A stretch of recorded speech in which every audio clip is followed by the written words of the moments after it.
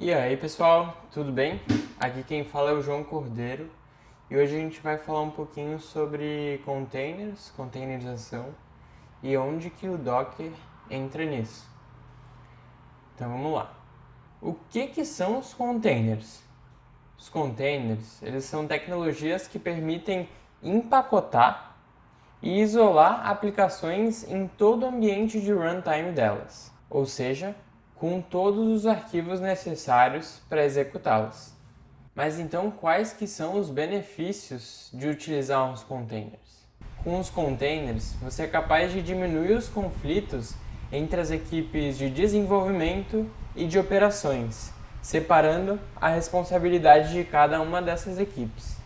Assim, os desenvolvedores conseguem se concentrar nas aplicações e a equipe de operações consegue se concentrar na infraestrutura.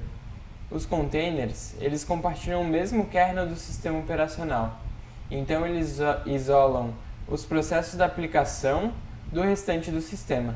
Por isso, todos os componentes podem ser migrados, abertos e utilizados no processo de desenvolvimento, de testes e de produção. Então, como eles são leves e portáteis, eles facilitam o desenvolvimento e conseguem atender aquelas medidas empresariais rápidas assim que elas surgem. Então agora eu vou trazer um pouco sobre alguns exemplos de tecnologias de container. Então existem o Podman, o Scopio, o Buildah, o Cryo e o Docker. O Docker, esse último exemplo, é o que a gente vai utilizar aqui na demonstração com os exemplos, né? É esse que a gente vai explorar mais a fundo. Mas então o que nos motiva a utilizar os containers?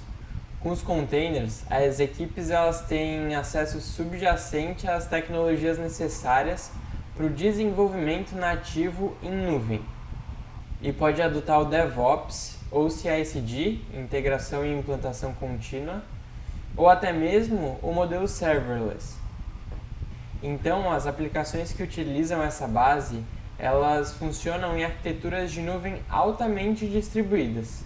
Também é possível implementar tecnologias de integração em containers, facilitando a reprodução de como você conecta aplicações e dados em grande escala. Então, quando vocês estiverem criando uma arquitetura de microserviços, os containers, eles são a unidade de implantação ideal para cada microserviço, por causa da sua extensibilidade e da sua capacidade de reuso. Mas então, qual é a diferença entre containers e Docker? Embora isso possa causar certa confusão, os containers, tradicionalmente chamados de Linux containers, não são a mesma coisa que Docker. O Docker ele foi desenvolvido a partir das tecnologias chamadas LXC, né, de Container Linux tradicionais. Mas desde então, desde que ele foi desenvolvido, ele passou a se tornar independente. Então ele evolui por si só, né, uma tecnologia que vem evoluindo por si só. Então, trazendo um pouquinho que os Linux containers tradicionais, eles serviam mais com base para uma virtualização lightweight, uma virtualização leve, mas que não necessariamente eles serviam bem para os usuários e para os desenvolvedores, para a equipe de desenvolvimento. E a tecnologia Docker, ela entra para facilitar vários desses problemas, que vão além de executar containers. Então ela também facilita o processo de criação, de construção dos containers, o envio, o controle de versionamento das imagens, entre outros fatores. Então, como vocês podem ver na imagem, os containers Linux tradicionais, eles usam um sistema de init capaz de gerenciar vários processos. Isso significa que aplicações inteiras são executadas como uma. Já a tecnologia Docker, no lado direito, incentiva a segmentação de aplicações em processos separados e oferece ferramentas para fazer isso. Essa abordagem granular tem algumas vantagens, mas agora a gente vai esperar um pouco para ver essas vantagens e vai falar o que é o Docker. O Docker ele pode ter alguns significados diferentes. Então ele pode estar relacionado com o software Docker, com a comunidade Docker, com a empresa Docker. E aí aqui a gente vai trazer um pouquinho sobre cada um desses aspectos. O software Docker, ele é uma tecnologia de integração que é justamente essa tecnologia para a criação e uso de containers Linux. Já a comunidade Docker é uma comunidade open source que trabalha gratuitamente para gerar novas funcionalidades para os usuários. E a empresa, ela se baseia no trabalho feito pela comunidade e o torna mais seguro, devolvendo algumas funcionalidades novas para a comunidade em geral. E depois, ela oferece aos clientes empresariais o suporte necessário para implementar aquelas tecnologias que foram aprimoradas. Então, como que o Docker funciona? Ele usa o kernel do Linux e as funcionalidades do kernel, como os cgroups e os namespaces, para segregar aqueles processos. Assim, eles podem ser executados de maneira independente. O objetivo dos containers é justamente criar uma independência, a habilidade de executar processos e aplicações separadamente para utilizar melhor a infraestrutura e manter aquela segurança que você teria se estivesse utilizando sistemas separados. As ferramentas de container, incluindo Docker, elas contemplam um modelo de implantação baseado em imagem, e isso facilita o compartilhamento de uma aplicação ou de um conjunto de serviços, incluindo todas as dependências deles em vários ambientes. O Docker também automatiza a implantação da aplicação dentro desse ambiente de containers. Essas ferramentas baseadas no container Linux fazem com que o Docker seja exclusivo e fácil de usar. Elas também oferecem aos usuários acessos sem precedentes à aplicação e total controle sobre a versão e distribuição, além da habilidade de implantar com rapidez. Então, eu sei que a gente já falou sobre várias vantagens, mas agora a gente vai categorizar cada uma dessas vantagens e trazer um pouco mais sobre cada uma delas. Então, a abordagem do Docker para containerização, ela se concentra na habilidade de desativar um pedaço de uma aplicação, seja para reparo ou atualização, sem interrompê-la totalmente. Então aqui a gente pode ver no exemplo que a parte de pagamentos, o container de pagamentos, está sendo atualizado, enquanto o resto dos containers está em uso, está rodando. E além dessa abordagem baseada em microserviços, é possível compartilhar processos entre várias aplicações, da mesma maneira como na arquitetura orientada a serviços. Agora, sobre as camadas e controle de versão de imagens, cada arquivo de imagem Docker é composto por uma série de camadas combinadas. Quando a imagem muda, uma camada é criada. Assim como sempre que alguém especificar um comando como run ou copy. Então o Docker ele reutiliza essas camadas para criar novos containers, o que acelera o processo, para otimizar a velocidade, o tamanho e a eficiência. Ocorrem mudanças intermediárias nas imagens. Então, nesse caso, a gente mudou o requirements, fez um exemplo de mudar os requirements. Então, só essa camada do copy e só essa camada do run que vão ser atualizadas. As outras camadas se mantêm a mesma. E algo que também é inerente à criação de camadas é o controle de versão. Então, sempre que ocorre uma nova alteração, é gerado um changelog integrado, o que oferece o controle total sobre as imagens do container.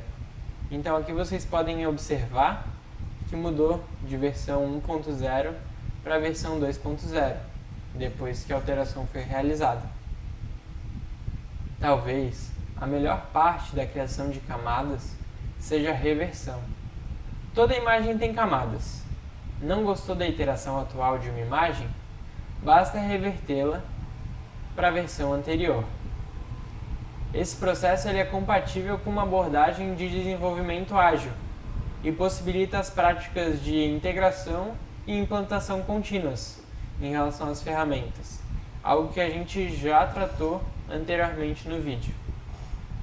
Agora, tratando dessa implantação rápida, executar, provisionar e disponibilizar um novo hardware costumava levar dias e era um processo muito cansativo.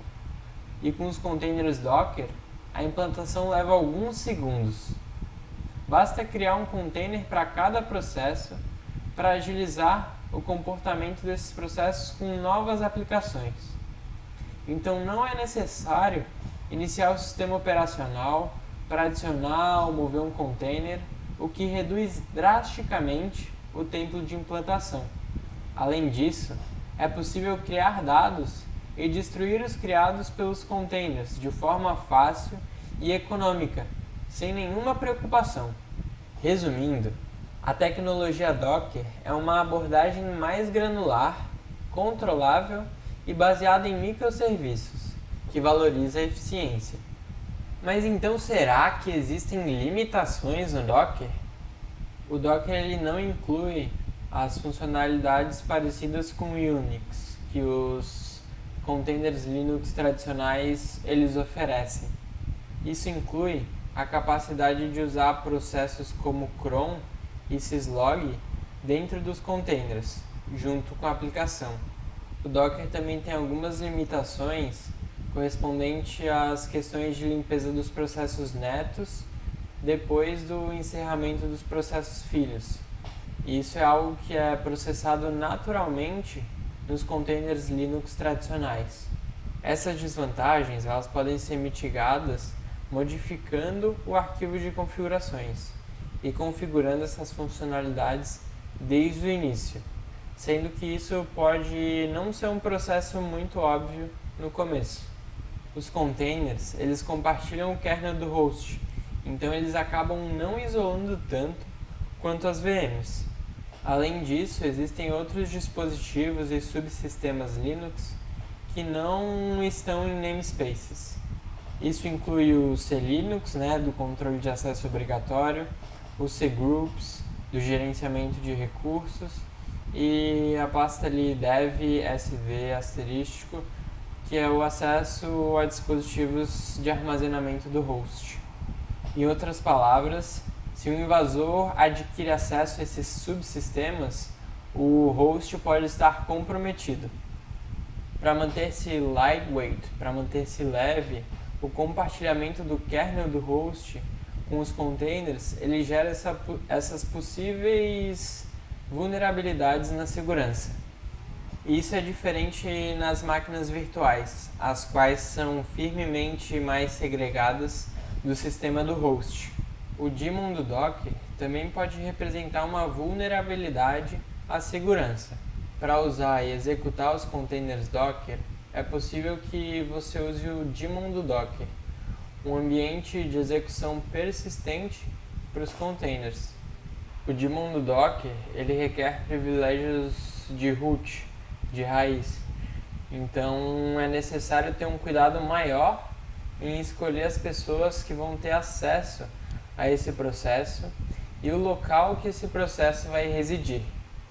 Por exemplo, um daemon local tem menos chances de sofrer ataques do que um daemon em um local mais público, como um servidor web.